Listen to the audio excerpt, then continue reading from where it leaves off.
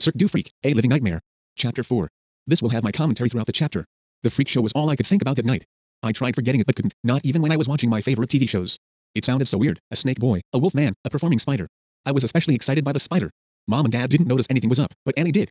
Annie is my younger sister. She can be sort of annoying but most of the time she's cool. She doesn't run to Mom telling on me if I misbehave, and she knows how to keep a secret. What's wrong with you? She asked after dinner.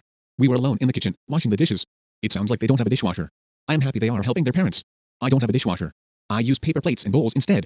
Nothing's wrong, I said. Yes there is, she said. You've been acting weird all night. I knew she'd keep asking until she got the truth, so I told her about the freak show.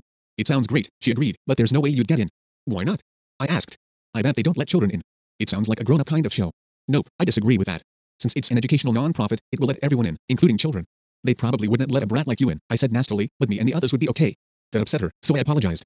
I'm sorry, I said. I didn't mean that. I'm just annoyed because you're probably right. Annie, I'd give anything to go. I've got a makeup kit I could lend you, she said. You can draw on wrinkles and stuff. It'll make you look older. That wouldn't work. The kid would need prosthetics on his face. Only a teenager should have a makeup kit. I don't even wear it because I don't see the point. I smiled and gave her a big hug, which is something I don't do very often. Thanks, sis, I said, but it's okay. If we get in, we get in. If we don't, we don't. We didn't say much after that. We finishing drying and hurried into the TV room. Dad got home a few minutes later. He works on building sites all over the place, so he's often late. He's grumpy sometimes but was in a good mood that night and swung Annie around in a circle. Anything exciting happened today? He asked, after he'd said hello to Mom and given her a kiss. I scored another hat trick at lunch, I told him. Really? He said. That's great. Well done. We turned the TV down while Dad was eating. He likes peace and quiet when he eats, and often asks us questions or tells us about his day at work. The author should have included the conversation. I want to know how smart are his parents. Later, Mom went to her room to work on her stamp albums. She's a serious stamp collector. I used to collect, too, when I was younger and more easily amused. I would think that stamp collecting has gone down considerably since everyone uses the internet. I guess stamp collecting was popular in the 1970s, and yes, I popped up to see if she had any new stamps with exotic animals or spiders on them. She didn't. While I was there, I asked her about freak shows. Mom, I said, have you ever been to a freak show? A what? She asked, concentrating on the stamps. A freak show, I repeated. With bearded ladies, wolf men, and snake boys.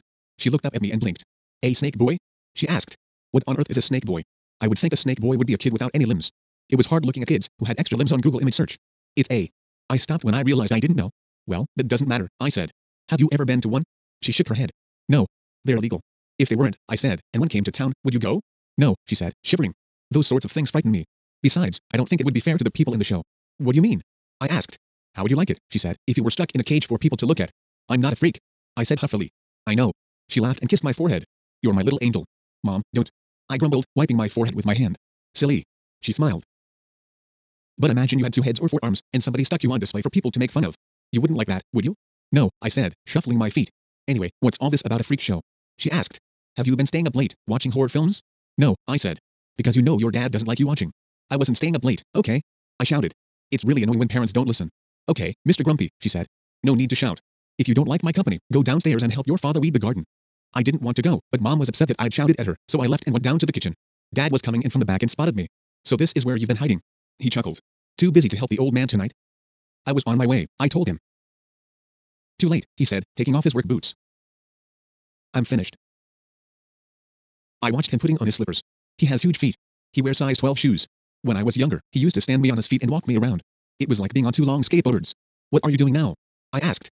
Writing, he said. My dad has pen pals all over the world, in America, Australia, Russia, and China. He says he likes to keep in touch with his global neighbors, though I think it's just an excuse to go into his study for a nap. Pen pals had to be more popular before the advent of the internet.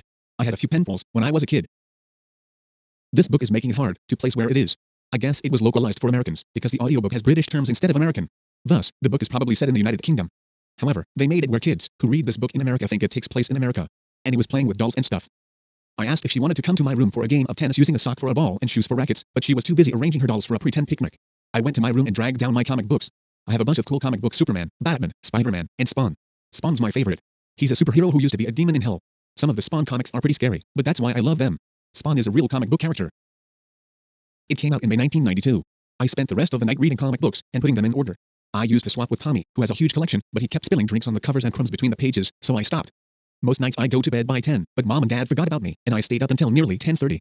Then Dad saw the light in my room and came up. He pretended to be angry, but he wasn't really. Dad doesn't mind too much if I stay up late. Mom's the one who nags me about that. This kid should be 12 to 14 years old if he goes to bed at 10. However, he's acting younger than that because he wanted to play with his sister with socks and shoes. This family might be poor if he thought up that game. Plus, he is complaining about coming up with $23. I would understand if it was $100. Bed, he said, or I'll never be able to wake you in the morning. Just a minute, Dad, I told him, while I put my comics away and brush my teeth. Okay, he said, but make it quick. I stuck the comics into their box and stuffed it back up on the shelf over my bed. I put on my pajamas and went to brush my teeth. I took my time, brushing slowly, and it was almost 11 when I got into bed. I lay back, smiling.